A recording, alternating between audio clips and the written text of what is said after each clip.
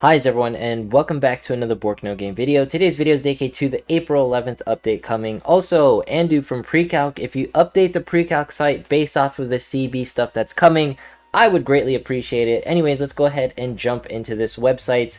This is going to be Twitter. This posted all of the information regarding the updates, but they also posted it here on the Crunchyroll site. So let's go ahead and break it down. So the 411 on 411, I like it, Crunchyroll being very punny. Misato Focus Gacha is going to be appearing with Aoi and Hatsune Banner, or Aoi Hatsune Banner going to be appearing. Now when it comes down to all of this, it's going to be ending on April 28th, but note we have some extra information regarding everything. On 4/11, we are also going to be getting Main Quest Area 11 dropping, and Chapter 6, Episodes 1 through 7, so all the little gemmies will be appearing from there. And when it comes to Chapter 6, Chapter 5 was really good, so Chapter 6 is going to have some huge plot points for the overall story, so I'm very looking forward to what's going to be appearing there. And then Clan Battle is going to be starting on April 12th, alright? And then Normal Quest Drop is also going to be appearing on 4/12 during Clan Battle, and then 4/20 Hard Quest is also going to be appearing. And then we have to mention it, the daily free gacha, alright? So we're going to be getting a 10 draw from pretty much 4/20 to 4/29. Now when it comes to this, I'm not sure if it's going to be 90 summons or 100 summons. Let me know in the comments, but for the most part it's going to be awesome to get free 10 draws after we just got the tickets from the 2 million draws. Absolutely amazing. Or they gave us 3,500 jewels, but they also gave us tickets from one of the updates, and they actually removed it from the site for some reason. I'm not sure why, but in the end of the day, we got 3,500 jewels, we got the tickets, we're getting this free 10 draw. Crunchyroll is going to be one of the biggest publishers giving away stuff when it comes to their gacha. So I love to see this constant roll of free stuff. Keep it up, Crunchyroll. Everyone's definitely happy with everything occurring, alright? Whether it's 98 to 100, it's free multis. Now some of you are wondering, can these multis stack, alright? So if you do not log into the game, then they will stack. And some of you are wondering, alright, since the Misato banner is ending on April 28th, can I save all of my multis until April 29th to pretty much get more free draws on the Ilia banner? First of all, I don't know on 4/29 if the Ilia banner is going to be appearing.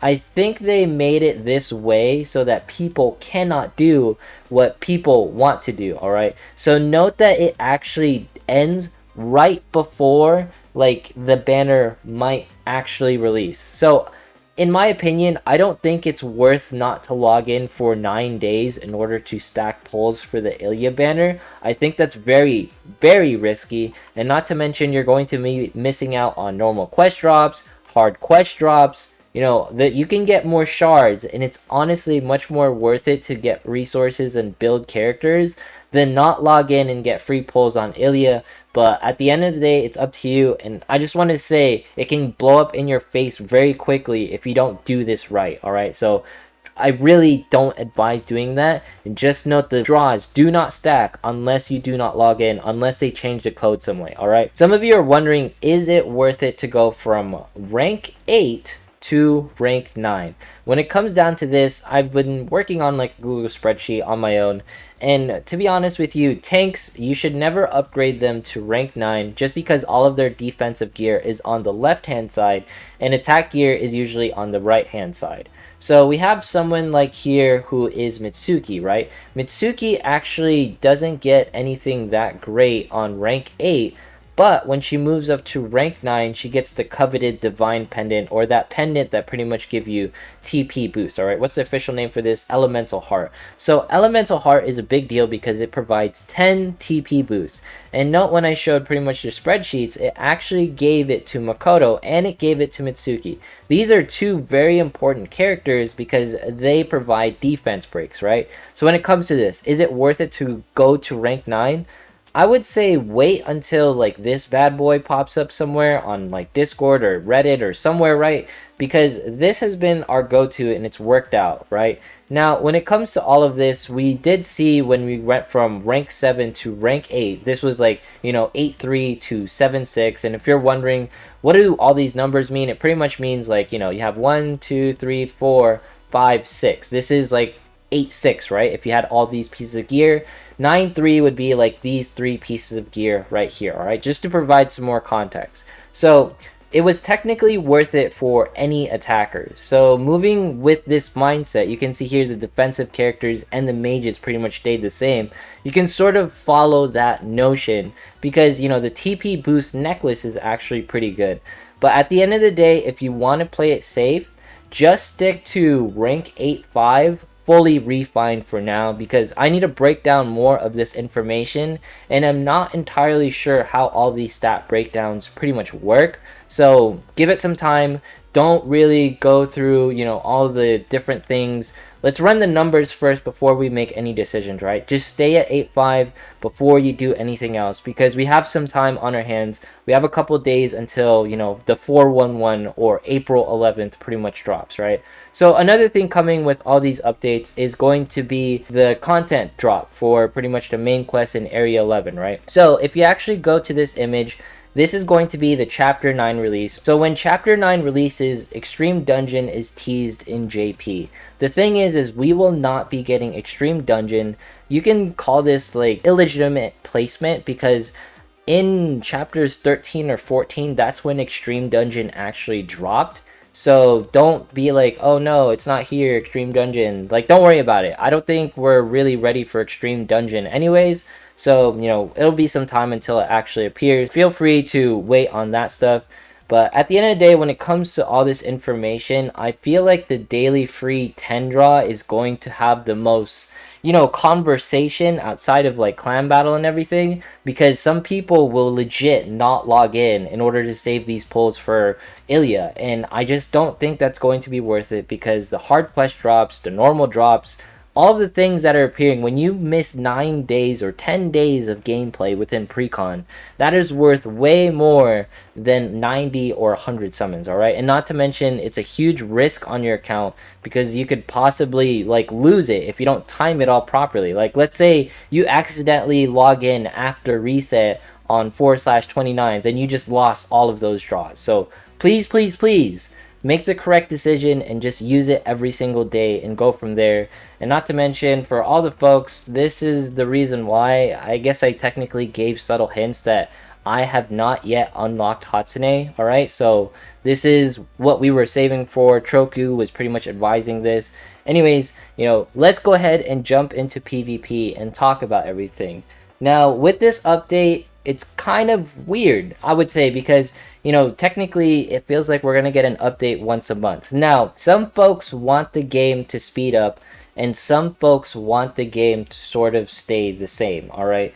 When it comes down to everything, I feel like the game shines when it doesn't really add too much at the same time.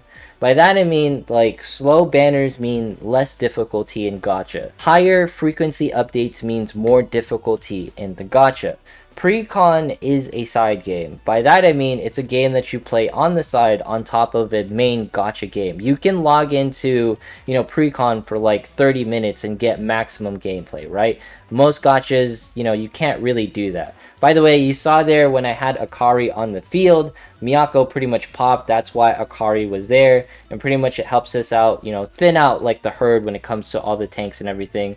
And you can see here it's pretty effective at doing like that model, because a lot of the times, Miyako, she can be like super awful. Just trying to take her down can, cause a lot of issues. So it might be difficult to take down this Nozomi. At the end of the day, when it comes to like slow banners and fast banners, slow content and fast content, I'm personally okay with either or direction. Obviously, the game doesn't feel as alive when we're not participating in clan battle and everything, but it's really, I can go either or. I really can, because I appreciate the fact that I can build up resources for clan battle, because it takes a lot of time to, star up characters and provide everyone gear. now we're also on this rush where we're pretty much going from the new main quest, right? We're getting, the new content update for Area 11, my bad. So with the new content update for Area 11, the thing that I'm mostly worried about is the fact that we have to farm gear during clan battle if it's worth it.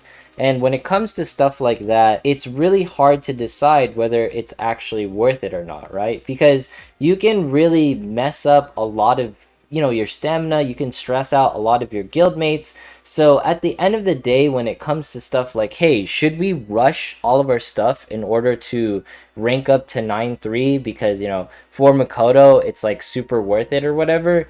It's really stressful to think about that for the clan, all right? And some folks, they'll be like, let's save some stamina when that appears.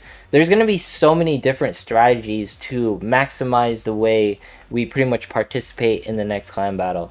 At the end of the day, I feel like it's best to just wait for more information to release before we start making crazy decisions such as saving stamina, not logging in, and for example, waiting until like the Ilya stuff pretty much releases on the daily polls, right?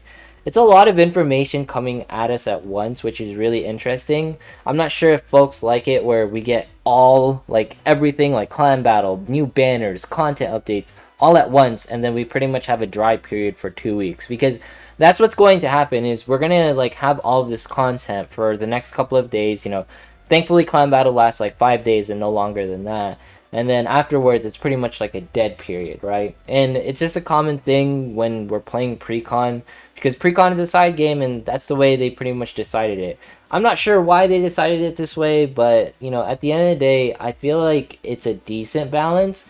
If they speed things up again, I feel like the game will be more active because you'll have clan battle every, other week, so to speak, because it technically occurs for 5 days straight. If they go back to that model, I feel like a lot of the more active players will appreciate it just because it'll feel like Precon's actually alive, because the clan battle portion is like the most active part of the game. Any other portion where it's like, hey, can we participate in XYZ?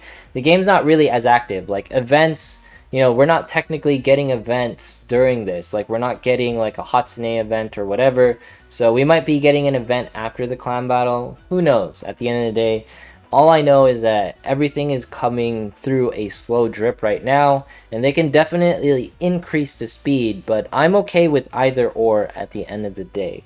Anyways, if you made it this far in today's video, consider subscribing, dropping a like, leaving a comment, follow me on Twitch, follow me on Twitter. If you're on Twitter, you got like all the updates, all of the news like rather quickly because they post all of like this information. Some of you on YouTube are asking like, hey, how'd you know about like the 2x drop and all the content updates?